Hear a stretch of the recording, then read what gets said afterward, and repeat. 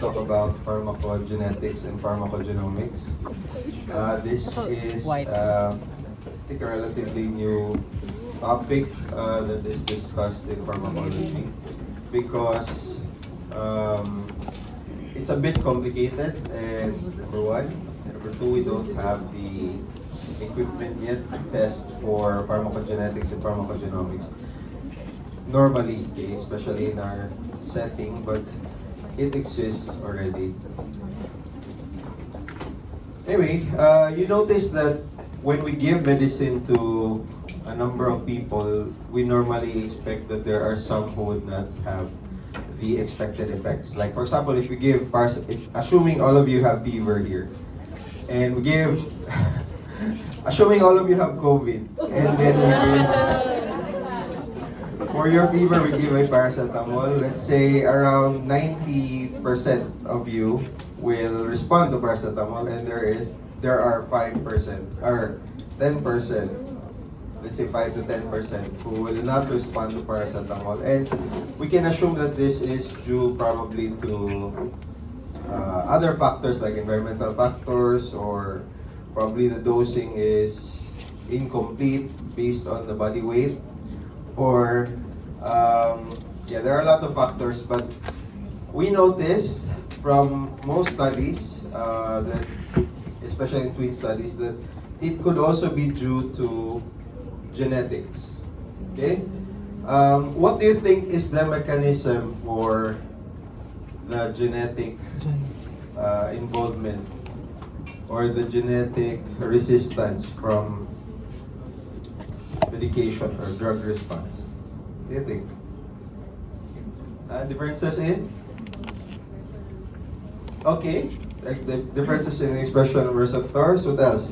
Aside from receptors which could be the drug targets, okay, or the protein targets of your specific drugs. What else? Aside from receptors? Huh? What's that? Enzymes, okay. Enzymes are very obvious targets for the drugs or your medications.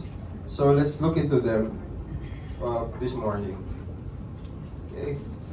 So like I said, there are times that only a few percentage of people respond to specific drugs. And these factors include, like I said, drug factors, your environmental factors, like your diet, infections, of course, the virulence of the microorganism or the causative agent, like certain strains of COVID, or certain strains of Staphylococcus aureus. Other drugs could also affect the action, toxins, and your exercise level. So clinical factors, of course, age, weight is a very important factor, as well as the type of disease. And genetic factors include pharmacogenes. So let's look at the common terminologies. I'm sure, are you still familiar with the terminologies in from physiology before, like variants, alleles? You know, what's the difference between an allele and a variant?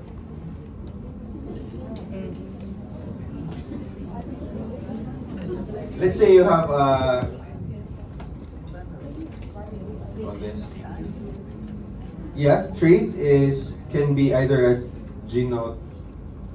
genetic trait or a phenotypic trait.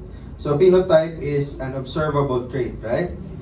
So what are the common phenotypes? Are your skin color, your hair color, or your eye color, not just color, but anything that you can observe, even your preferences. Let's say, Dr. Molina, ang preference niya is chinita. Okay, that's a phenotype. That's a phenotype. Yeah, my classmate before, ang preference niya is mga IMD. Okay? Joyce! Preference with So that can also be a phenotype. And of course, the diseases that you are susceptible or resistant to. That's also a phenotype. But anyway, variants are technically changes in the genetic sequence. So if you have a genetic, let's say you have a, eventually we'll get to polymorphism, but technically the spelling of the students, for example, if you change the S to Z, that's a variant, okay? But if you change the first S to a Z again, so students, that's also that's two variants, but one allele. Okay? So, technically the variant is the difference in, or the change in the DNA sequence. So, there are a lot of types of variants. So, you have your polymorphism, as was mentioned, okay, or your SNPs. These are your single nucleotide polymorphism or single nucleotide variant, as mentioned in the book.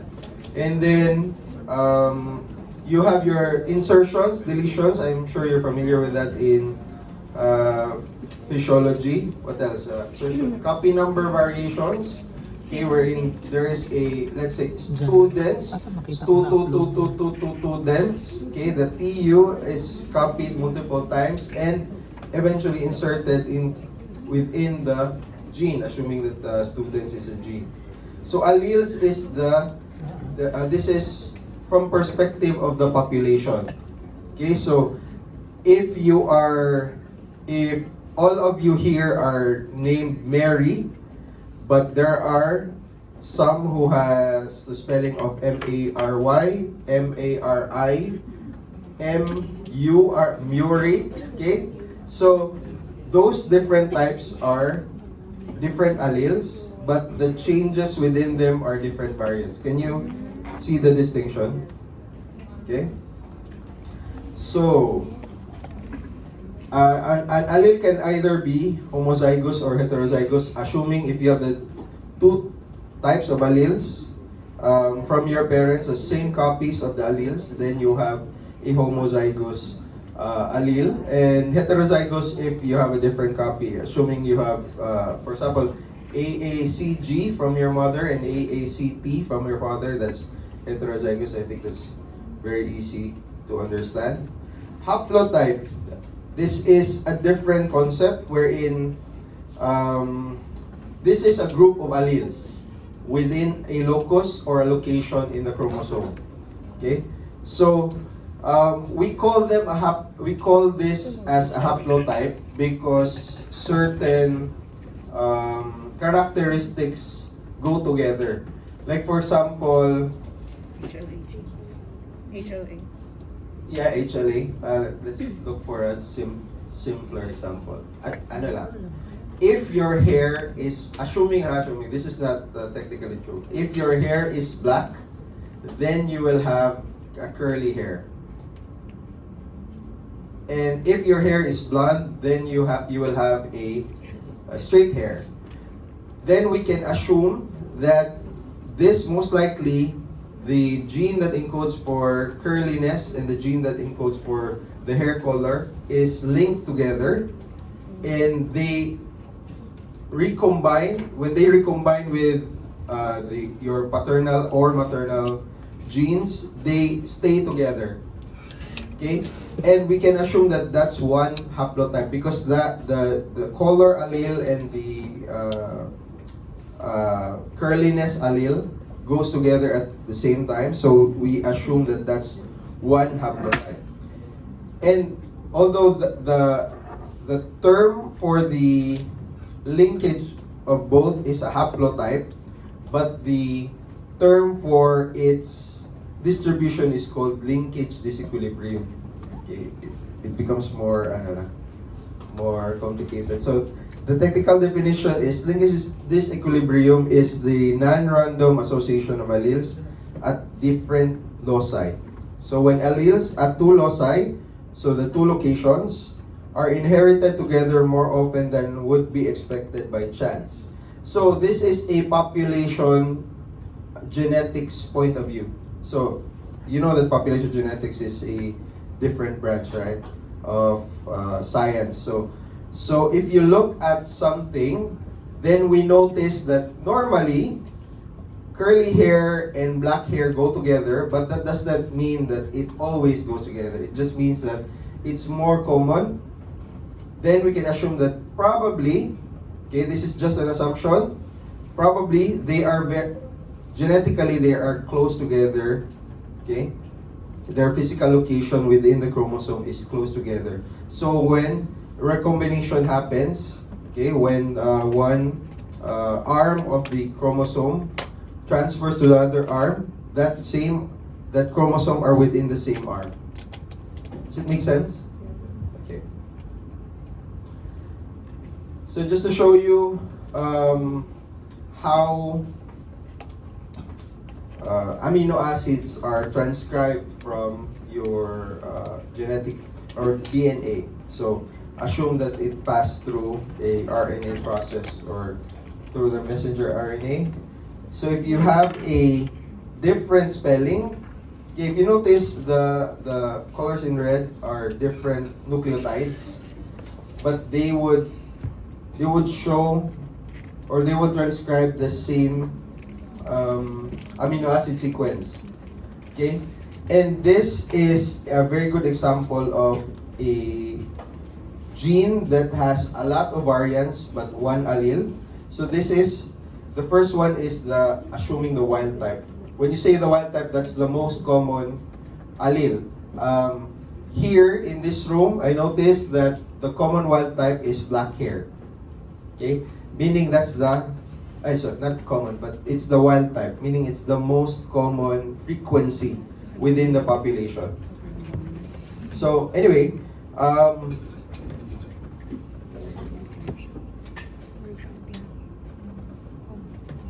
so if you notice that even though there are a lot of variants within this allele, it can still encode for the same amino acids, and in this case, it's a harmless mutation. Okay? It's a harmless mutation. And this happens a lot for us. That's why the mutation rate, do you know what's the mutation rate of humans? It's 1 in 100 million. Okay? But we have around 3 billion base pairs per strand. So we could assume that there are only 30 mutations per generation. Meaning, when you pass down to your, in the next generation, you can only see 30 mutations. And that's not enough to cause a drastic change. But we can see some diseases that can manifest, okay, especially in monogenic diseases. So, let's look at this sequence. So this is assuming there are 3 genes within the sequence. So let's separate them. This is one gene, this is another gene, and this is another gene. So this one, the GATA, is technically one allele. And this one is a different allele, the GATG. So we call this as your A allele and the G allele. But if you combine them together, different alleles, then we can say that this is an AGT haplotype. Okay? Does it make more sense now? Huh? Okay, so this is another sequence where there are 3 genes. So this is a G allele, this is a T allele for this gene, and this is an A allele for this gene. And we call this as a GTA haplotype. So in this gene, we can only see a single nucleotide variant, or SNPs, single nucleotide polymorphism. However, in this one, we can see that we can have a different type of allele. Okay? Let's say this one is the most common type of allele, the GATA. Okay? This one is a polymorphism. So polymorphism technically is an accepted version of an allele within the population because it's relatively common. meaning it exists in 1% of the, more than 1% of the population. So if you have curly hair, as compared to those who have straight hair, I think most of you here has straight hair, we cannot say that curly hair is a genetic disorder, right? It's a different variant, but it's still relatively common. It's sorry.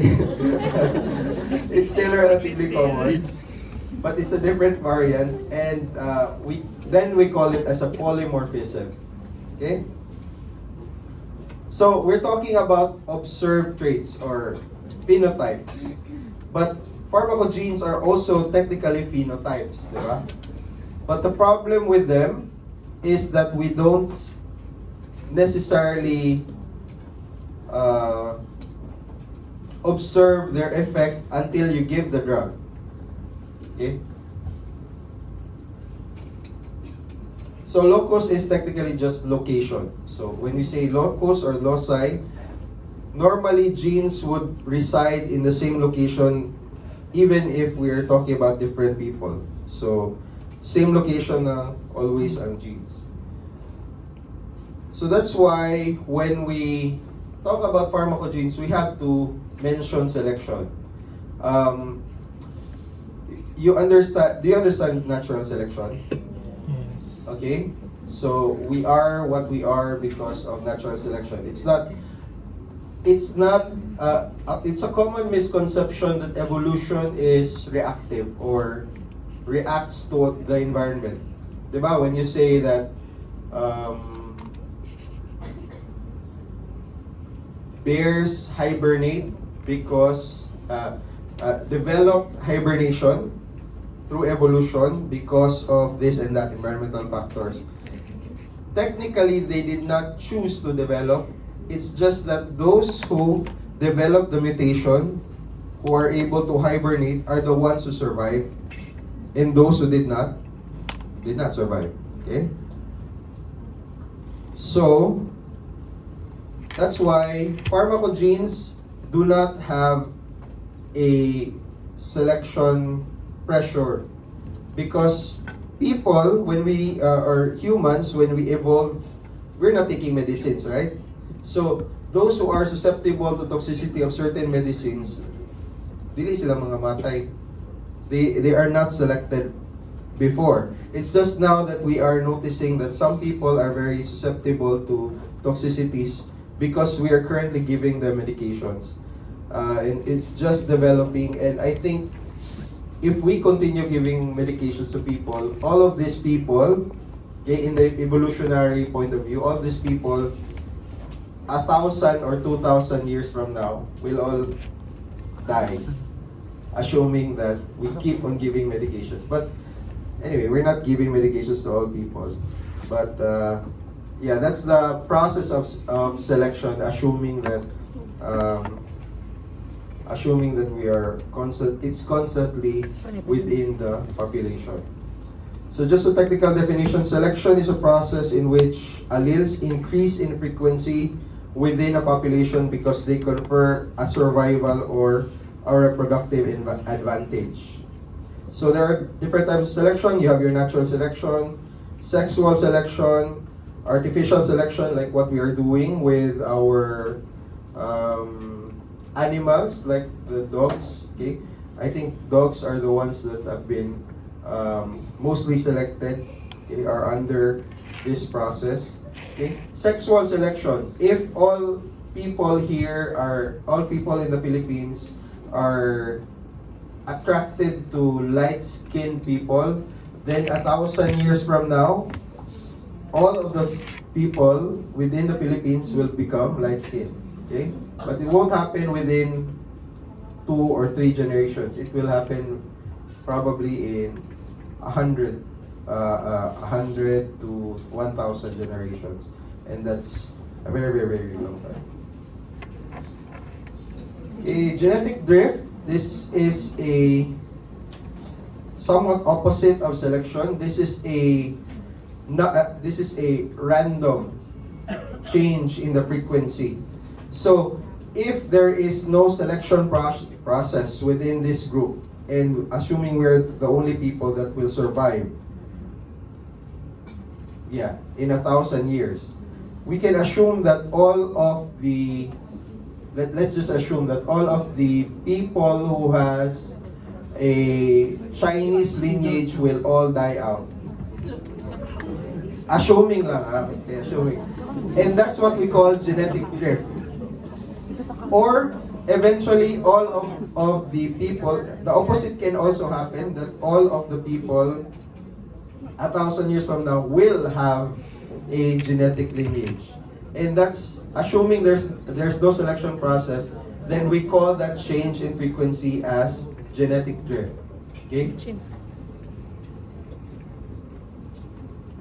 Okay, genetic drift can also be caused by a bottleneck effect.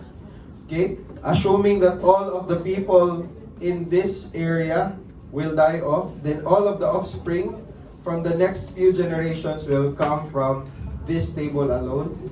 And so the diversity of the next generation will depend on the diversity of this group. So that's a bottleneck. Okay?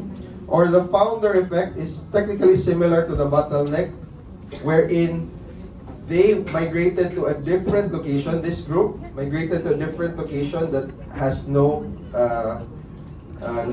previous inhabitants, and they are the ones who propagated, okay, in that area, and all of the genetic material will be coming from them alone. Okay, so only one male, okay, in this group. So all of the Y chromosome will be coming from him. So we call him, in that area, we will call him as the Adam, okay, in that area. Genetic drift. Okay, like I said, wild type is the most common allele. So sometimes, because like pharmacogenes, because there was no selection pressure within the population before, then these genes that were embedded in our DNA are preserved within us, became too frequent that we don't know which one is the wild type. Okay, so it happens. So here in the Philippines, the wild type is the short version of the people. Okay, but technically stature is a multigenetic trait. So polymorphism, like I said, if it exists in more than 1% of the population, then we cannot call it rare. We call it is a polymorphism. Zygosity, if you have homozygous or heterozygous, and monogenic versus polygenic. So monogenic and polygenic is a very important concept in pharmacogenetics, because if you have a very important enzyme that affects a certain drug, and that's the only enzyme, there are no redundant enzyme that assuming metabolizes the drug. Let's say drug A will treat, let's say warfarin, assuming, clopidogrel, which is the example from the book. Clopidogrel is metabolized by a certain enzyme, I think CYP2D6, into a active form.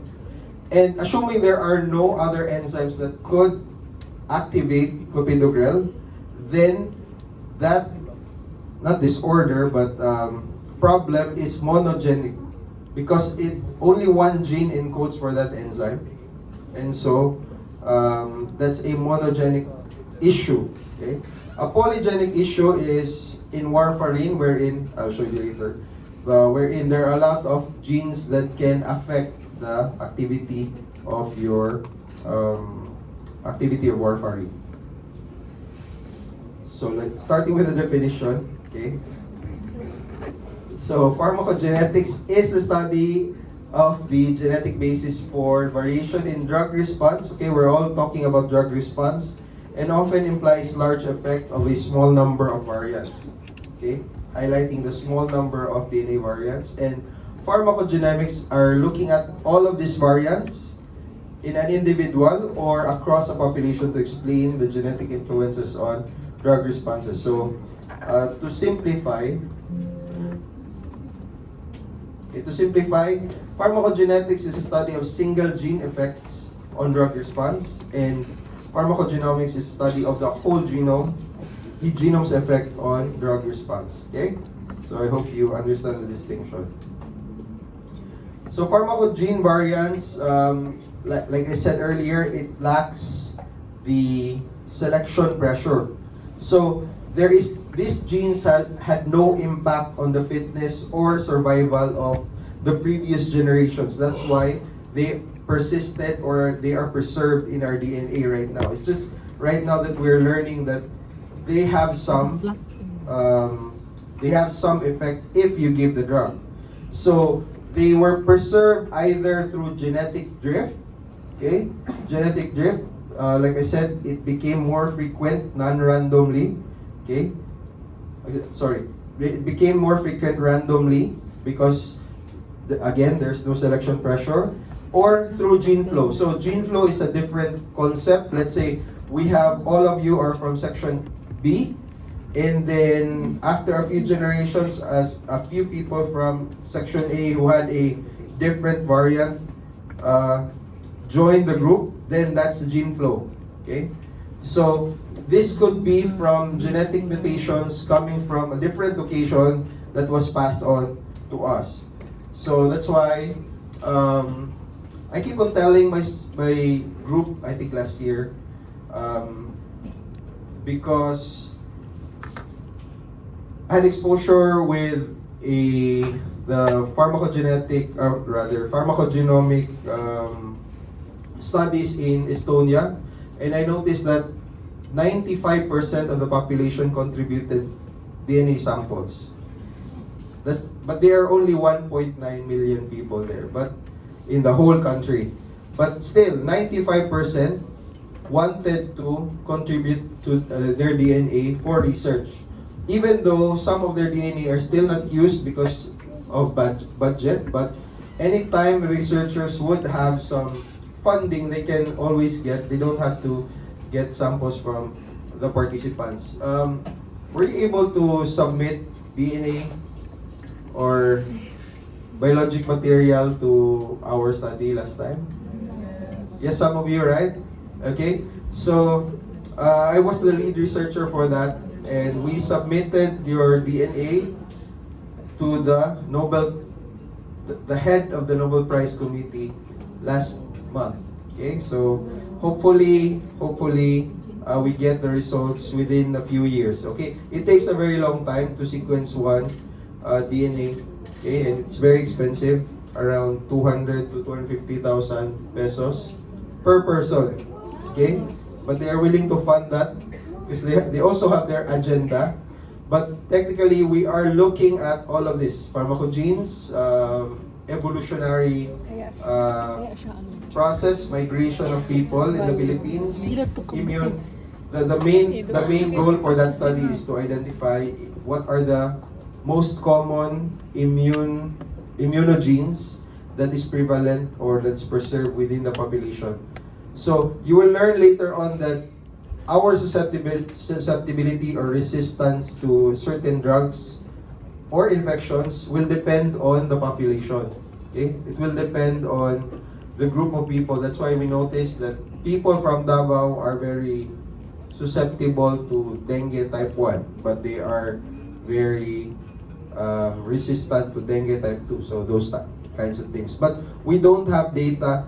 Even this pharmacogenes, we don't have data for our local population. All of this from the book are coming from studies in the US, Europe, okay?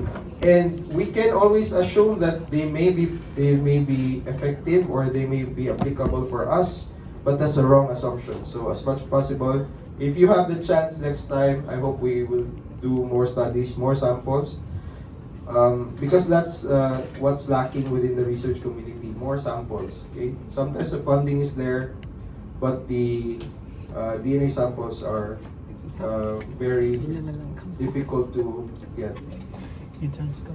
Anyway, sorry for that. So we have different types of genetic variation. So frequency variation. So for some, in this example, your CYP3A5 is very common in Africans. in Europeans, it's still present, but the functional variant is absent. Okay? So, if you give a drug that is only metabolized by CYP3A5, then you would have a very bad toxicity for that person. If he is homozygous to CYP3A5 non-functional variant. Okay? So, I hope you understand that all of us has a copy of this gene, but we have different variants or different polymorphisms for this gene. And because of these different variations of the gene, we would have a different level of functionality, okay, which I will explain later. Okay, so size variation, so it's either single nucleotide variation or copy number variation. It could either be insertion or deletion. Okay, so these are the differences in a lot of people, as well as the variation in sequence of encoded proteins. So the variation could occur within the coding sequence, and if that happens, then we'll have a frame shift introduction, which could introduce missense proteins, okay? Or, as the example I gave earlier, then we could have still a normal amino acid sequence, even though we would have some variations within the coding sequence. Or it could occur outside the coding sequence, like in promoter genes. So you can still remember the purpose of your promoter genes, right? So promoter genes, most of the time they initiate the sequence, or they influence the level of transcription, the level of transcription from the actual gene. So it does not have anything to do with the transcription, except influence the rate. Can either block or promote. Yes. So there are genetic variations that alter drug responses. So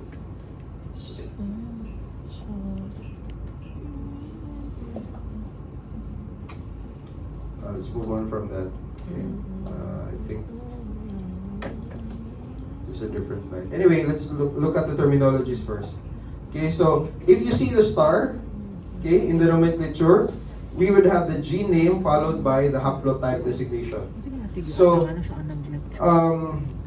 an example of that is the CYP3A51. If you see one haplotype, that's always the functional version of the gene. Okay, that's a functional haplotype or the functional allele.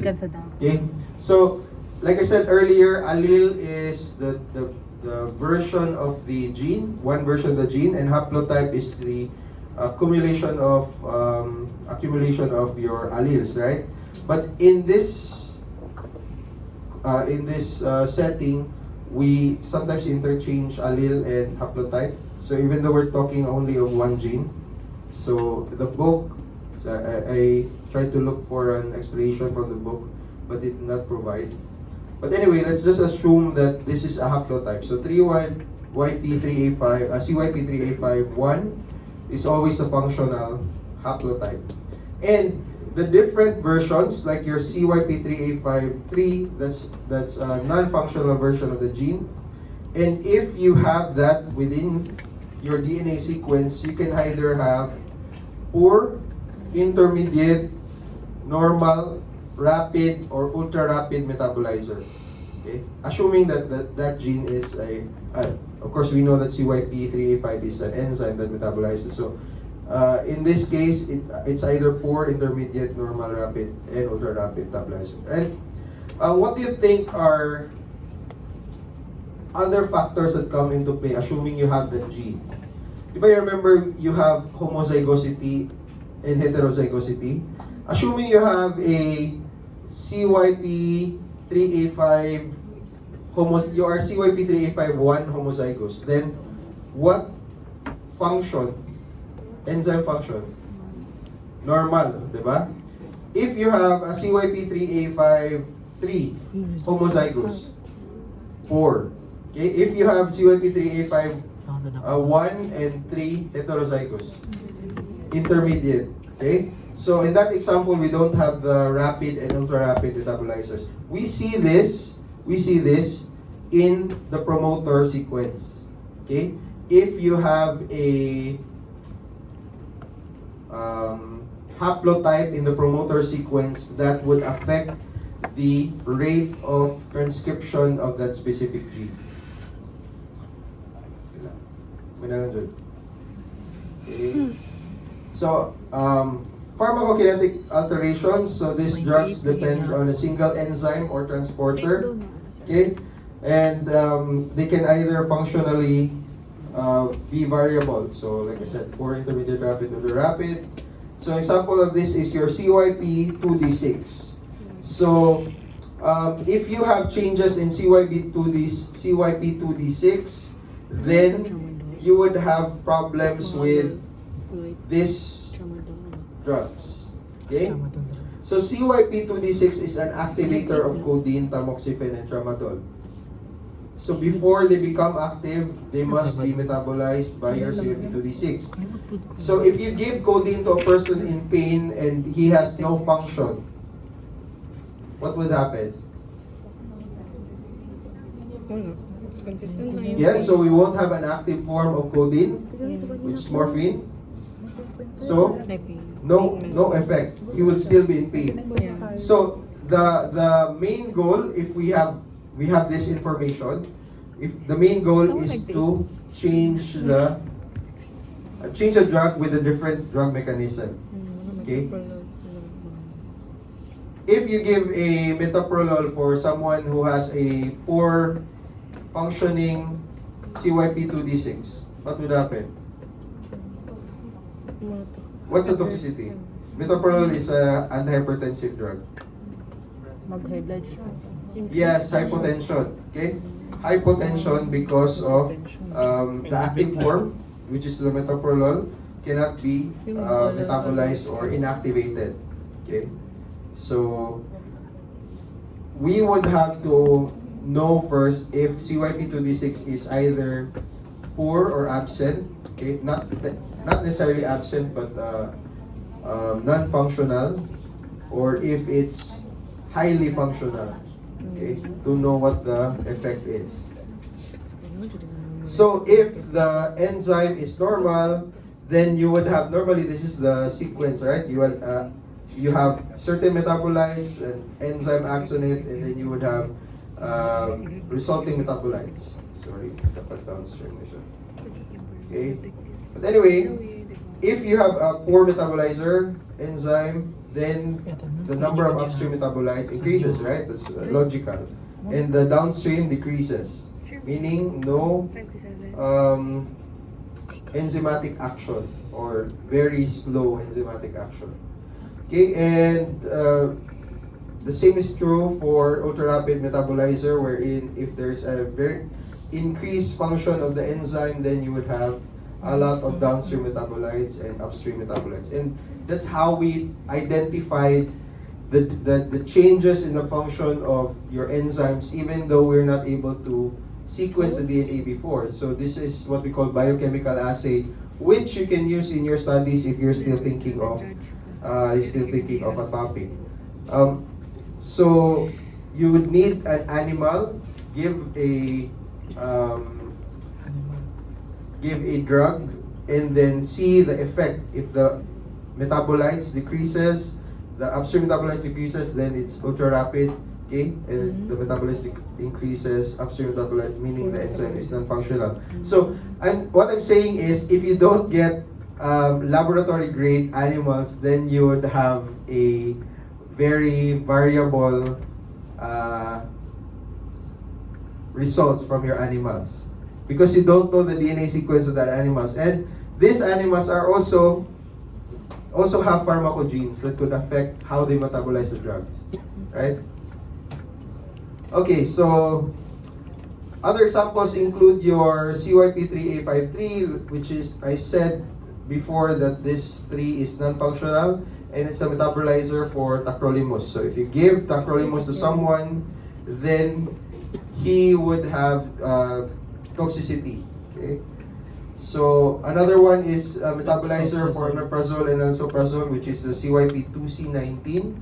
Okay, so the gene that encodes for this enzyme could affect the metabolism of omeprazole. So if you give someone omeprazole and he has ulcer, what will happen?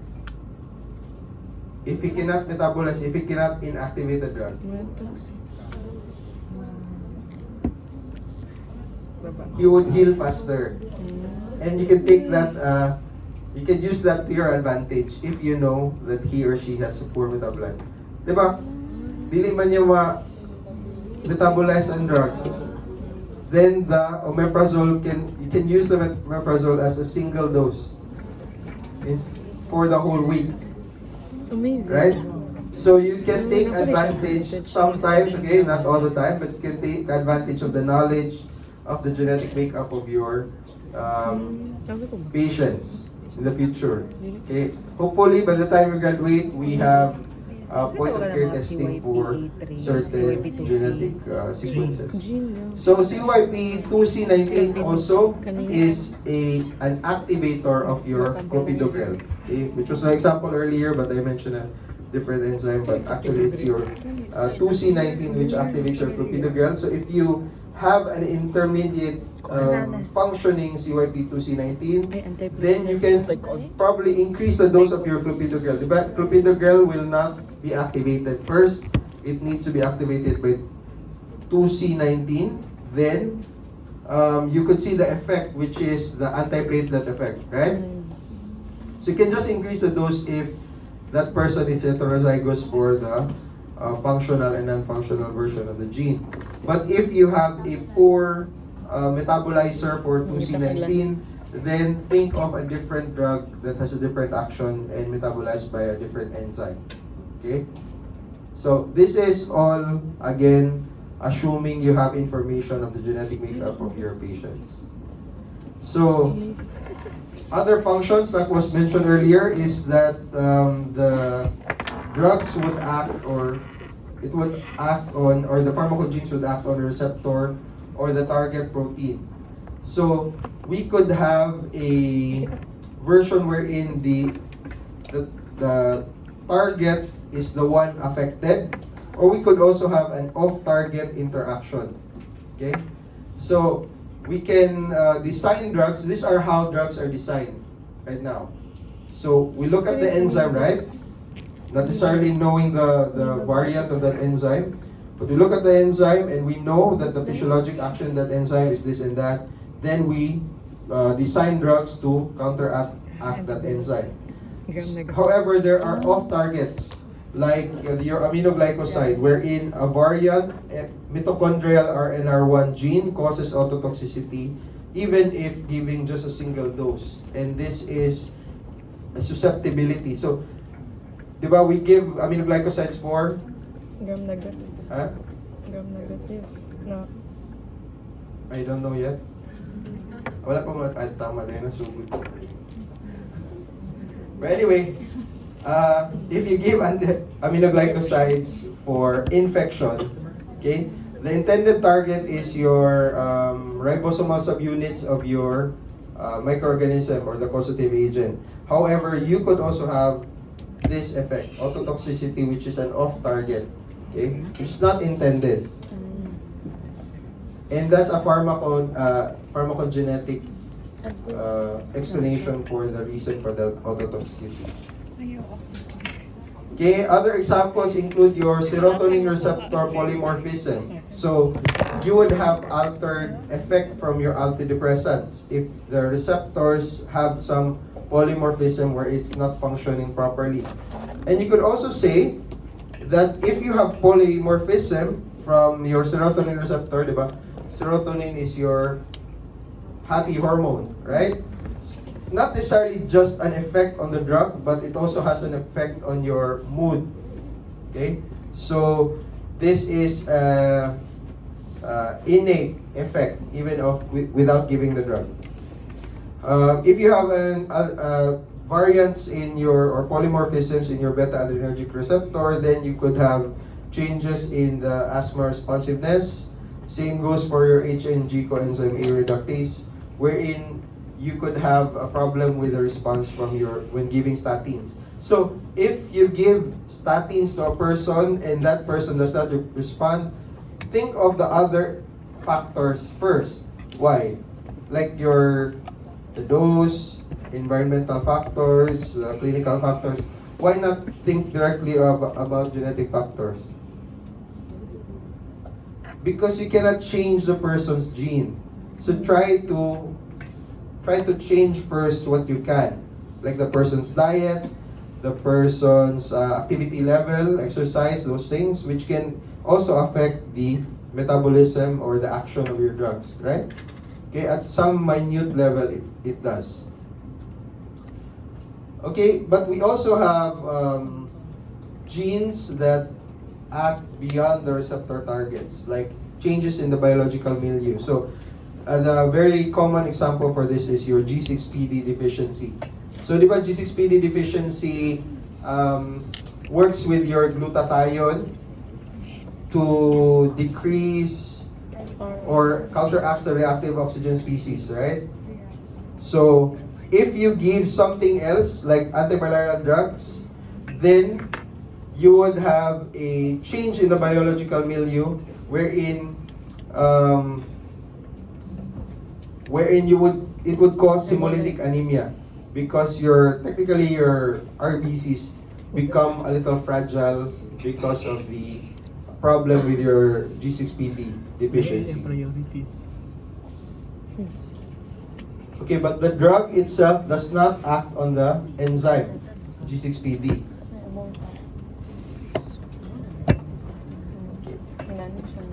Almost done.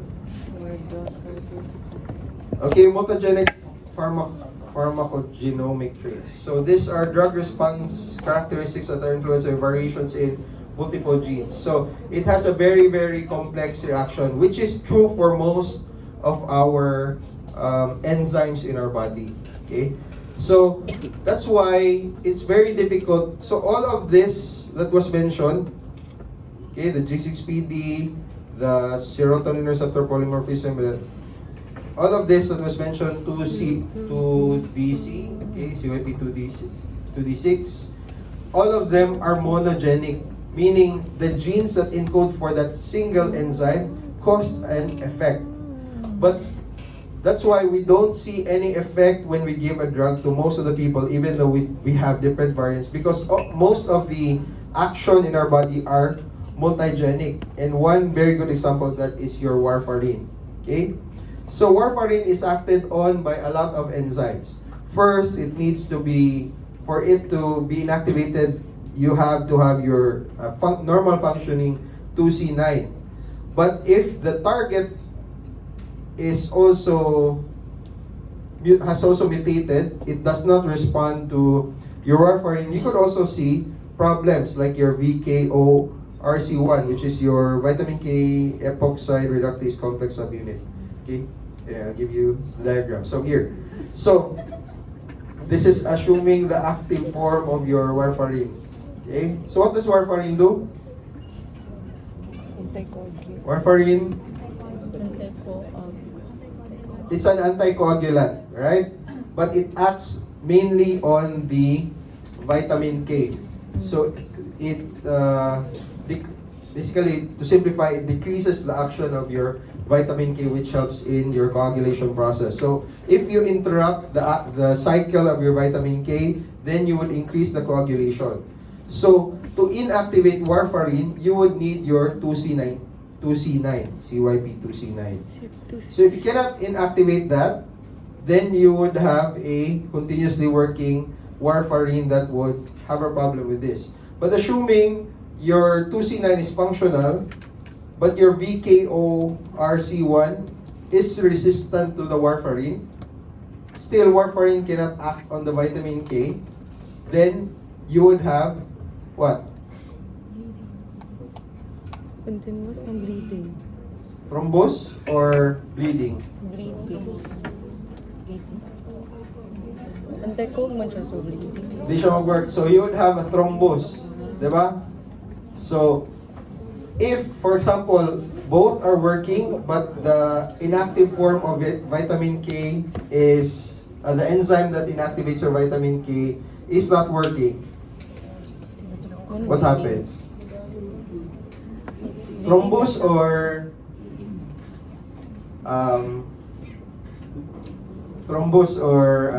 bleeding? Bleeding. Real o pape?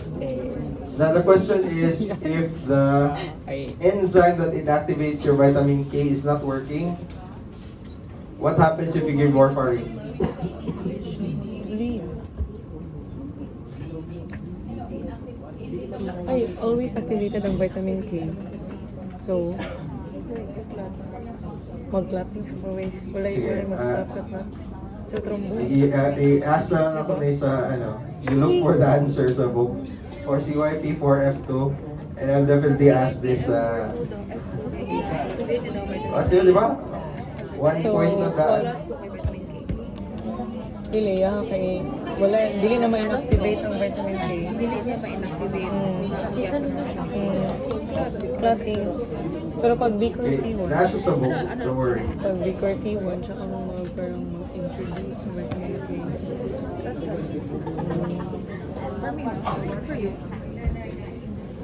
Anyway, nasa lang. Okay, so pharmacogenomics of cancer is different, okay?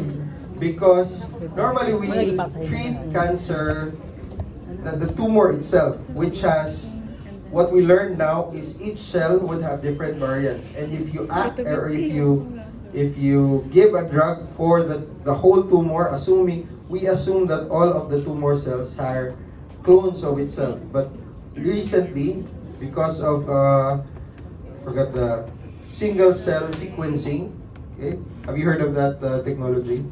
Single cell sequencing, where we separate each cell of the tumor and we sequence each DNA of that each cell. It's very tiresome, but we notice that it's not technically a clone. Okay, that's a common misconception now. Before, we believe that it's a clone, right? So that's why we learned that some drugs do not work because each cell works differently. So some cells are resistant. Some cells are susceptible to the anti-cancer medication, but other cells, which are the cells, the few cells that gets left in after the treatment, are the ones that proliferate. Okay, so so this is a different type of pharmacogenomics, so that's why cancer is a special condition. So it still has the same action as your pharmacokinetic alterations was mentioned earlier, okay? But it involves different genes like your TPMT and NuDT15, which increases your thiofluorine drugs. Okay. This is what I was talking about. Tumor genome variation, so altered expression by the tumor, but different cells of the tumor. So, what we did, okay, as the research community, okay, in our profession, what we did is we took that as an advantage. We learned that lung cancer has a different physiology from the normal somatic cells, okay, or in the body. So we learned that there's an increased EGFR expression. So we developed a drug just to combat that. And that's a very good use of your pharmacogenomics and pharmacogenetics. Another one is it's your HER2 expression in breast cancer and your mutant BRAF-V600E expression in your melanoma. So there are individual drugs that we can give if the tumor is positive for these receptors.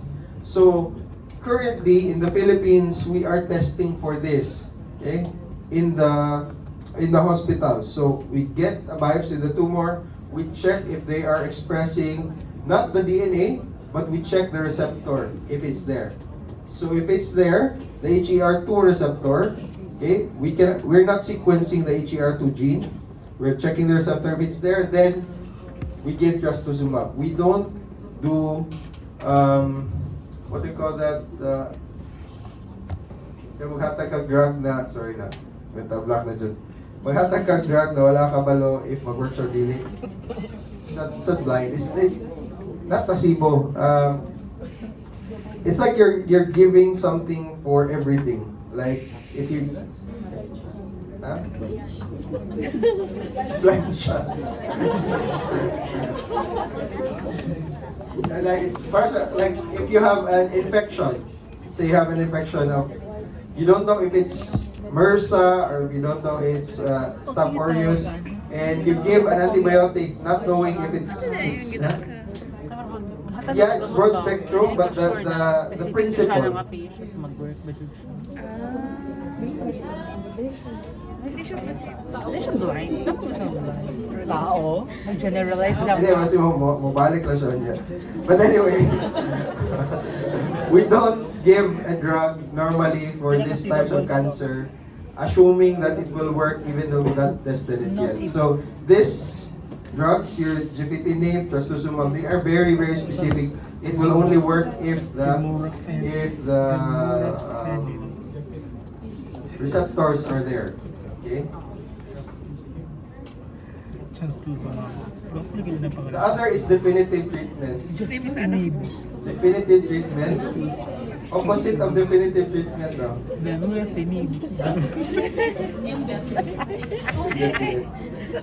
Indefinitive. Okay, just an overview of how we try to discover pharmacogenes. So, first we do biochemical studies like I mentioned earlier.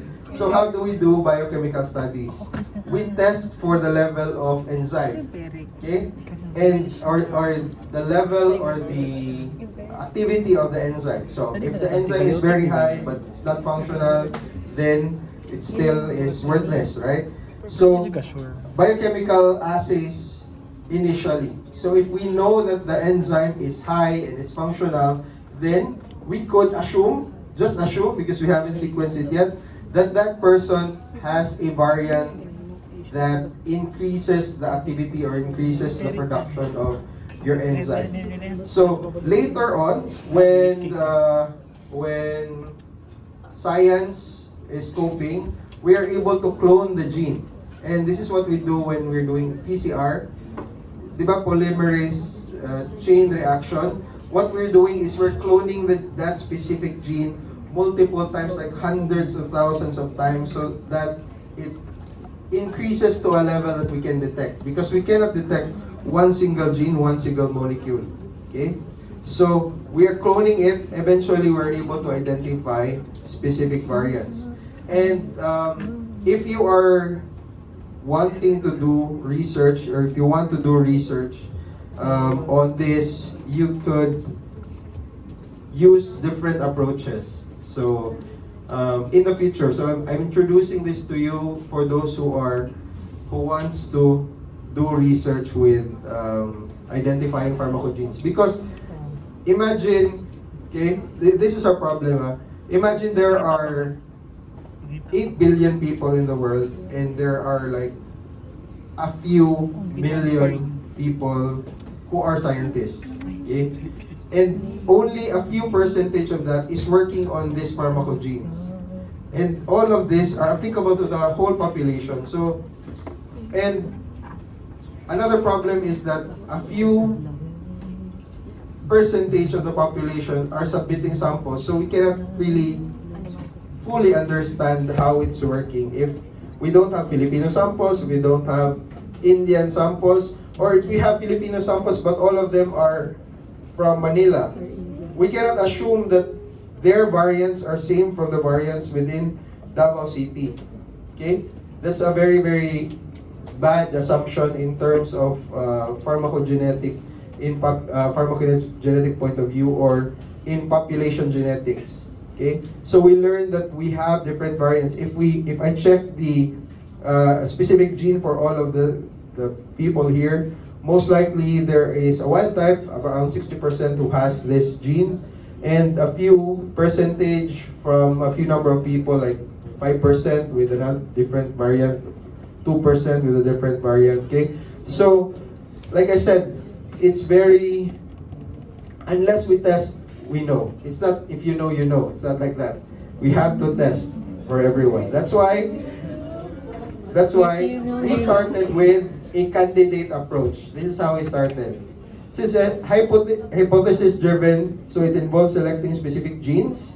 Okay, so if you know the physiology, let's say physiology of glucose physiology, right? So you know gluconeogenesis from physio, glycogenolysis. Then you would look at the key enzymes that would act on those processes. Let's say glycolysis na lang. Glycolysis. For example, glycolysis. You know, if you can still remember the enzymes, okay? You check the key enzyme and you test for that only. That's a hypothesis-driven approach because you think that if this enzyme is damaged, then we can see all of the symptoms and we focus on that. But so you select on the genes that encode for that enzyme, and you test for association. You get a number of people, and then you test how they are affected. Okay, but the advantage of that is that it's focused, it's efficient. You don't need a lot of money because you are testing only for a small number of genes, and then it's easier to interpret. Okay, because you have the gene, and if you see some result, then you know already that this is the problem. Okay, but there's a problem. It's biased. Okay, and you miss important genetic variants that may be the problem. So if you don't get the result, okay, let's say the result is negative, it's because you did not look at the other gene beside it. Okay, so you miss a lot of things. So, yeah, it's cheap, but it's still a waste of money. So, and there's a narrow scope, could overlook like indirect and unknown pathways. So we veered away from that, and we are now at the agnostic approach. I'm not saying you cannot do it. I think we can still do it in our setting. If you want to do that, like second year pharma research, if you want to do that, that's fine. Okay, because it's feasible for you. Okay, we use the agnostic approach, which is hypothesis free. So does not rely on prior knowledge of specific genes. So we just test for the whole genome, but it's very expensive. Like I said, it's around 200, 250 per person, 250,000. So it's a genome-wide approach. We scan for all of the genes, and then we get all of the data. So it's a data-driven discovery, and then we associate for the phenotypes. Okay, so we get, for example, this is how I do it. I analyze few people's genes, okay, let's say 10, and then another, not few people, but let's say 20 people, and then I, using Blink, it's a software that we use, and we also use another software like your R or your Python to identify which genes are different from one over the other, and then we correlate it with the phenotypes of those people. Let's say, assuming that when we get the gene, we also get information, like what are your diseases. Let's say 5 of those 20 has diabetes. Then when I analyze and I see there are genes that are high in these 5 people compared to the 15, then I would assume that those are the genes affected for diabetes. Okay? So that's how we do it. That's what we call the agnostic approach. We do not assume which gene is affected. Okay, so it's unbiased and it's broad scope. But the limitations, of course, it's very complex and it's very costly. So I took 1 year just to analyze the mitochondrial DNA of our population, and still took 1 year off for that. It's still not yet done. Okay, it's been 2 years, but we're still continuing the analysis. interpretation is very challenging, and we use a lot of assumptions like the mutation rate. For example, for us when we were analyzing the mitochondrial DNA, we assume that the evolution of the Filipino people is based on this mutation rate. But that's an assumption. We don't really know if that's the mutation rate. But that is based on studies from other researchers also. That's why we are currently using different assumptions.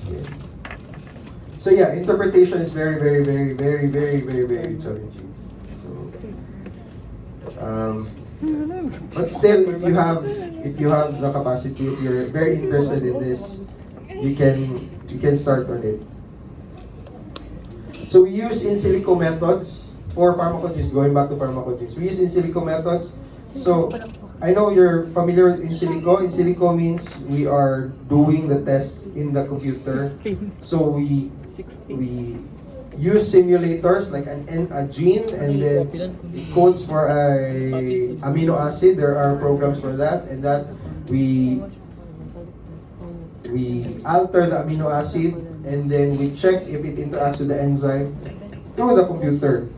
And then if it works, then we proceed with in vitro studies. So in vitro studies, we see if it works still in an animal, in the laboratory setting rather, in vitro, in laboratory setting. If it still works, then we can proceed with in vivo. So in silico methods, although it's very helpful, I think someone asked me about in silico method last time.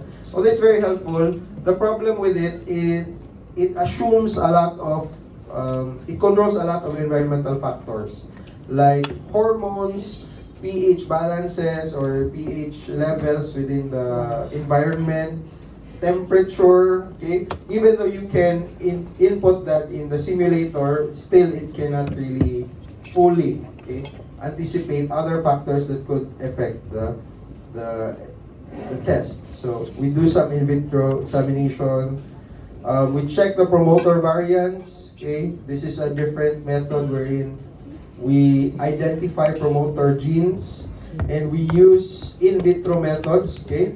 We check the gene and we test it in vitro methods to see if the expression is the same. So we have high throughput approaches that we can assess the functional properties of our. So this is a high throughput, meaning multiple, or we simultaneously test, okay, the samples, like 96 or even 1,000 samples at the same time, simultaneously.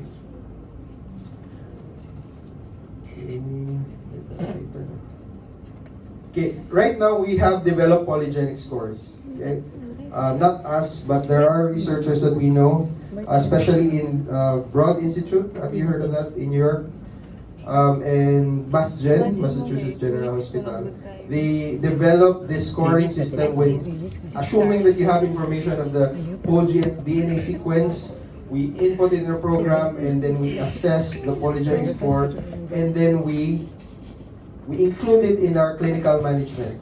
So if you have a high polygenic score for, let's say, cardiovascular disease, or in this example, QT, prolonged QT interval, then we would tell you to decrease this or decrease the diet or increase this activity or take this medication so that it's more personalized na. Because if you have a higher score, then you will be more susceptible to other people. It's not the same that you tell everyone that has cardiovascular risk that you do the same for everyone. It's not like that anymore. You would be more aggressive to someone who has a high polygenic score. Okay? Other examples are in coronary artery disease, where polygenic scores predict benefit from LDL lowering drugs. So you can give more aggressive. It's not, di ba sa memes or in your book, starting dose is 40 milligrams. Yeah. It's not like that anymore. If you have a high polygenic score, start at 120 milligrams a day. Okay? So you can bypass the accepted current guideline. if you have information of the object scores. So, Insulin ganito. other tests are your PWAS or Phenome-Wide Association studies, where instead of, in genome-wide association studies, we look at the genes, and then we test for association of the phenotypes. So we check the phenotype. Here, we test for the phenotypes, and then we look at the genes. So it's an opposite way of analyzing. This is a new indication. This is a very good way of identifying new drug targets. So we can repurpose existing drugs, assuming that we know the physiology and the genetic principle behind the effect of the drug. Then we can use the current drugs to test for other diseases. So we can also use genetic data to foresee drug side effects. So like was mentioned earlier, the aminoglycoside, if you have the MTR and RNR1 gene that is variant, a certain variant, then do not give aminoglycoside, you give another drug. Okay, or targeted cancer, anti-cancer therapies. So this is what I was talking about earlier, where we use singles SSG, single sequencing, single cell sequencing, SCSD. Yeah, and genome-wide association studies, we identify effective therapy per population. So the goal is point-of-care testing. So remember, di ba, when COVID or the pandemic started, all of us, if we have to get tested, we have to go to the laboratory, and they had to do PCR. But eventually, as the years went on, eventually nanay-test sa balay. So that is the goal of pharmacogenomics. Eventually, that we get to have a test kit that we can use at home. We can just buy sa Mercury, okay, those things. So currently, we have studies that are doing this, and we are currently doing. We want to integrate the health records.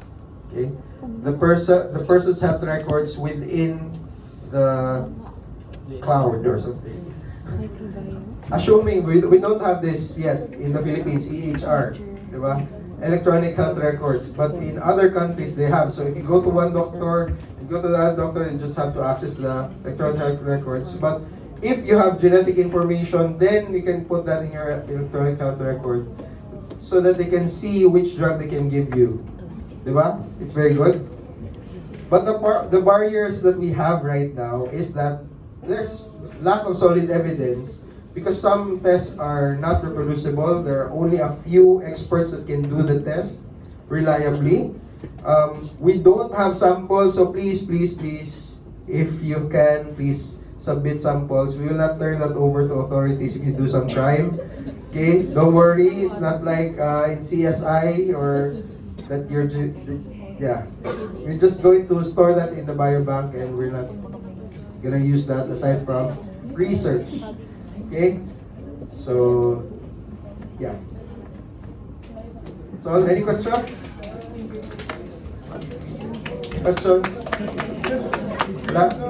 Hope you understand. There is a table in your book